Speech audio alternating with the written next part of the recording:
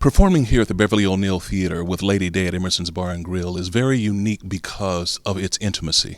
It is so intimate, and for this particular kind of work, we're playing this as a two-hander. There's a piano player, the character is Jimmy Powers, and then of course we have Billie Holiday, Lady Day. So there are two characters, and the intimacy of this work, the honesty in this work, has an opportunity to immediately impact an audience because of the beautiful intimacy of the space. Billie Holiday is at this Bar and Grill, Emerson's Bar and Grill in South Philadelphia, because this was the last 4 months of her life. This is the third week of March 1959. She dies in July of 1959. Unfortunately, the career that had played the great houses of the world, frankly. She was an international star, but she was playing this club, and it was a club that was familiar to her. But at this time, the audience was very, very small. But there was something about the historical familiarity of playing this small house that she had a perennial kind of opportunity to come back and play. And she always loved the intimate houses. And so that's what we're dealing with regarding Lady Day at Emerson's Bar and Grill. Well, it's written as a play and a concert. It's been called a musical, but it really, for me, as the director, it's a play with music. She does concertize, if you will, within the parameters of the play, but there are an extraordinary number of monologues. There are elements of dialogue, but they're huge monologues where she talks about her life. She talks about the journey of her family, the journey of experiences on the road. She talks about her relationships. And so it really is a tremendous play with music and a lot of wonderful, wonderful, insightful monologues. It's usually, I think, been treated as a musical, but it does, as Wren and I were discussing his particular vision for the piece, and it is a very intimate thing, and usually it can be done with a combo and very grand and very concert-esque. But what I loved about Wren's vision of the piece and his intuition was the intimacy of getting to more the feeling of one-on-one, that you're sitting down and you're actually having a conversation with Billie, and she's singing to you and with you, and it's bringing back these memories, and it's making you think of other things. So I really like that stripped away. It's just myself and my music director, Stephan, who's wonderful, who plays Jimmy Powers, who's her companion at this time in her life. She's estranged from her husband. She's lost many people in her life that she has been closest to. And so he's her support system at this moment. So it feels more like a play with music because she is a singer, so it's absolutely appropriate to tell the story of Billie Holiday's life. So jazz musicians, and I do consider her a musician. She patterned her phrasing after horns. And she was very musical. Her phrasing was amazing.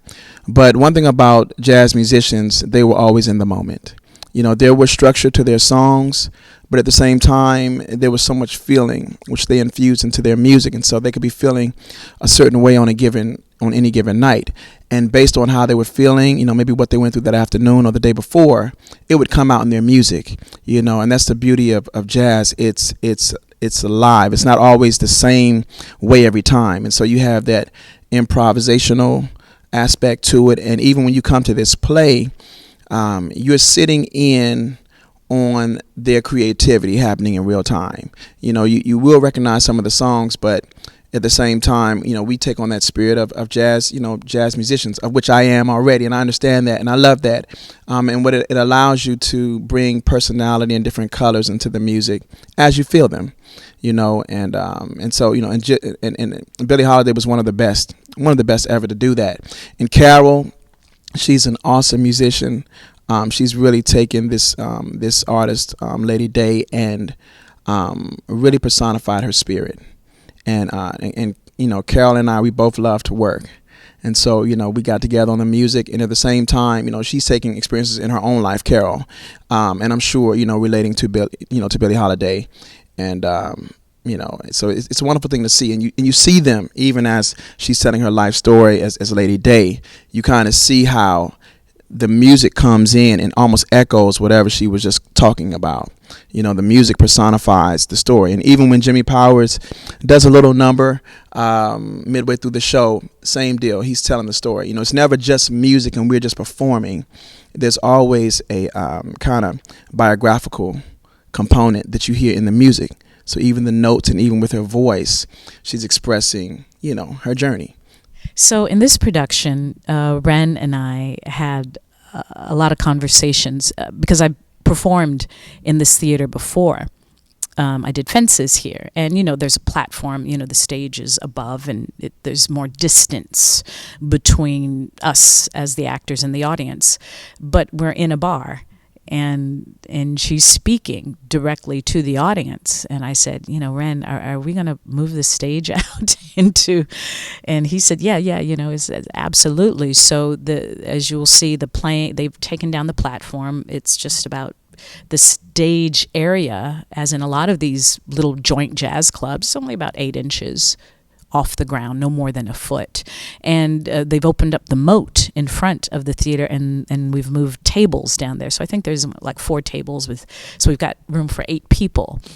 And it's great because then I get to come out and immediately, I have eye contact with people and I'm getting responses from them. And it's right for this particular production, because she talks about singing to her friends like she was in her living room or in her own home, and loving the intimacy of that. And also I'm able to come out into the audience to a certain extent. I think the lights will only go so far. So because I felt for this particular, the way we were telling this story in particular, it was really important to have that type of intimacy. And to me, the audience is the third character in our production.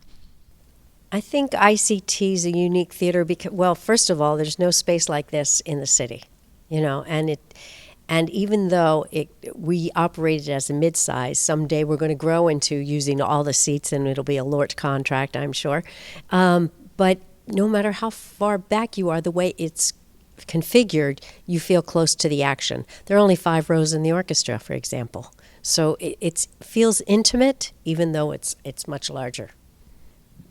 During Lady Day's performance, we have a special opportunity for people who want to be up close and personal with the performers, because we have 4 tables with 2 seats at each table, so that's only 8 seats per performance to sit at the table just at the stage. And Billie Holiday will be coming around and talking with you personally.